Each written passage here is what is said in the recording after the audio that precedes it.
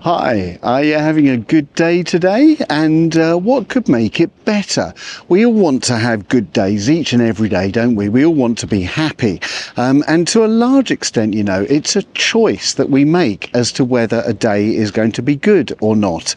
We can't choose what's going to happen to us, but we can choose how we're going to respond to what happens to us. And we can also put in the work, the spiritual discipline really, to create a way of living, a way of being, that no matter whether or not we have good things happen to us or bad things happen to us, we can respond in such a way that it doesn't impact our sense of joy or equilibrium or peace in our hearts. And today I want to give you three tips, if you like, very small tips on what we can do to have a better day today and a better day each and every day of our lives. Now, these tips are embarrassingly small, and you'll hear them and you'll say, Steve, I already know that. And I would say to you, yeah, you might already know it, but do you do it? Do you implement these three tips in your life? And if you don't already do so, then hopefully they can create a better day for you today and every day hereafter. So what are these three tips? Well, they begin by remembering how it is that God has actually made us. God created us in his own image, and you and I are all made up of three parts, if you like. We are created in body, mind and spirit. And the art of having a good day, the art of having a better day, is integrally wrapped up with nurturing who we are, doing self-care in body, self-care in mind and self-care in spirit. If we nurture all three of these, then we can have a good day, better days than perhaps we've had in the past. So let's start by thinking about the body. The body is hugely important, of course it is. In 1 Corinthians chapter 6 verse 19, Paul says, your body is a temple for the Holy Spirit. And we know that if we are physically unhealthy, then we feel tired, we feel sluggish, we don't have energy for ourselves, our dreams and our ambitions, we don't have energy for God, we don't have energy for other people. So we know that by having poor physical health, then that's not a foundation for us to build a better life on. And what we consume does impact our spiritual health. If we are consuming bad food, or if we are consuming too much alcohol, or if we're consuming drugs, then we're not going to be in a good place physically to have a good day. In 1 Corinthians 10:31, Paul says, whether you eat or drink or whatever you do, do it all for the glory of God. So I would say, if you want to have a better day today, and better days generally, then you need to give some serious thought to how you treat your body. You need to eat appropriately. You need to get some exercise. You need to get out in the sunshine a little bit. I'm spoilt for that at the moment, as you can see here in Spain. And you need to sleep as well. I think sleep is a really underestimated spiritual discipline. Get lots of sleep. So the first tip to having a better day, I think, is linked to how you treat your body and what you're going to input into it, and whether you're going to get enough exercise, sleep and good nutrition. Secondly, God has made us in the mind as well, body and mind. And in Romans 12 verse 2, Paul says, be transformed by the renewing of your mind. Now, the mind is like the body in as much as, what we put into it is going to impact what we get out of it. If we just sort of put junk into our minds, then we're not going to have a good day. If we spend our time endlessly scrolling through social media, if we spend our free time just watching mindless TV, then it's not going to be edifying for us, and it's not going to build us up for a good day. So we need to work on strengthening our mind. How do we do that? Well, finding time for hobbies is really important. For me, languages are really important. I speak English, I speak Esperanto, I'm learning Spanish at the moment, and I can read Biblical Greek. So for me, languages is a really good way for me to strengthen my mind and to engage my mind as I flip between 4 languages through any given day. I find that really helpful. But also maybe just find some more time for reading, some more time to listen to edifying podcasts. There's all sorts of different ways, doing crosswords, whatever it is, there's all sorts of different ways to strengthen our mind. In 1 Peter chapter 1 verse 13, Peter says, with minds that are alert and fully sober, set your hope on the grace to be brought to you.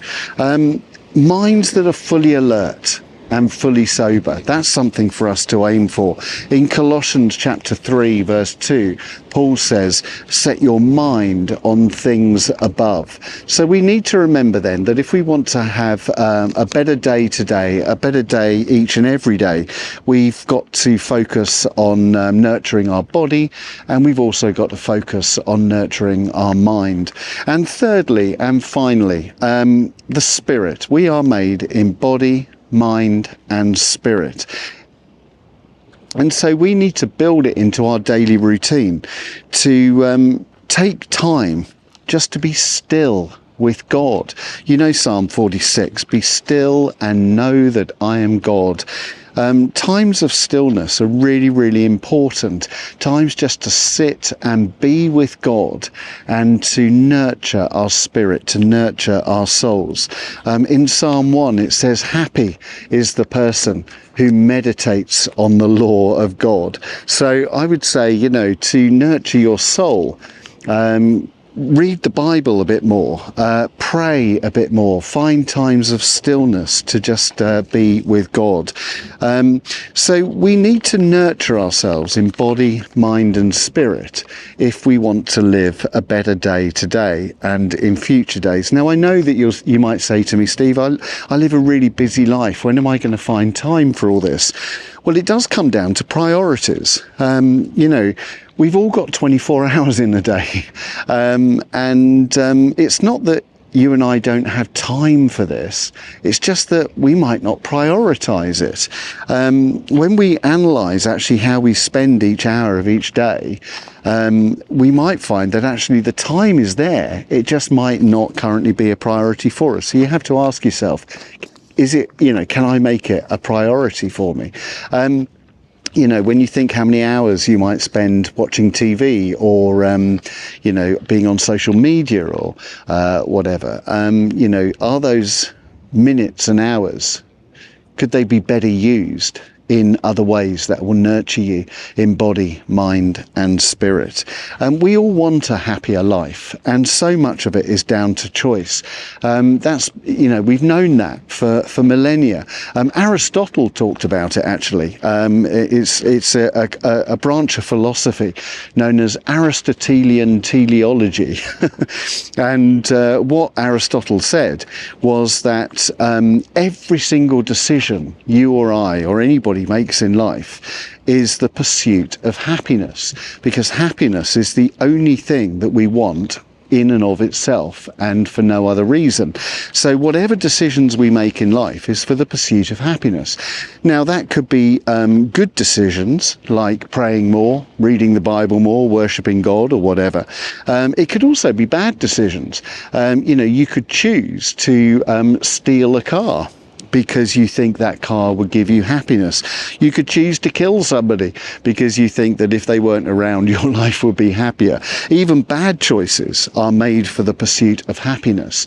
And even choices that we make that may not feel beneficial in the short term are still for the pursuit of happiness. So, for example, you might choose to take a university degree that would be quite painful in the short term, because it means giving up time and money and energy, and you'd have to sit exams and all the rest of it. But it's still the pursuit of happiness, because you know that at the end of the degree, you would be better placed to get the job of your dreams or whatever. So, you know, everything in life is the pursuit of happiness. The question is, where are you going to seek to find it? Are you going to seek to find it through scrolling through social media, or watching TV, or in your job, or you know, in your relationships? Where will you try to find happiness in life? And so it's just really a basic, simple idea today. If you want to have a better day today, and if you want to have better days in the future, then the pursuit of happiness is found in nurturing the body, the mind and the soul, because that's how God has made you to be. So how do you do it? Are there any imbalances in your own life? If you feel like you're not leading your best life, then give yourself a kind of self-audit and check. You know, maybe you're putting a lot of energy into nurturing your body, but maybe not so much your mind, or maybe you're putting a lot of energy into nurturing your spirit, but not your body. Where are the imbalances in your life that you might need to work on in order to have a better day this day and each and every day? So yeah, audit your life, see where you're up to with this, and perhaps make any changes that need to be made. And have you got any tips as well that you can share with me, that you can share with other people, on how to have a better day and how to offer self-care in body, mind and spirit? We're all learners in this, so if you've got any tips that you can add, then please drop them down into the comments below. And I hope you found it simple but helpful. And thanks for giving me your time today, and I look forward to being with you again really soon. Take care. Bye.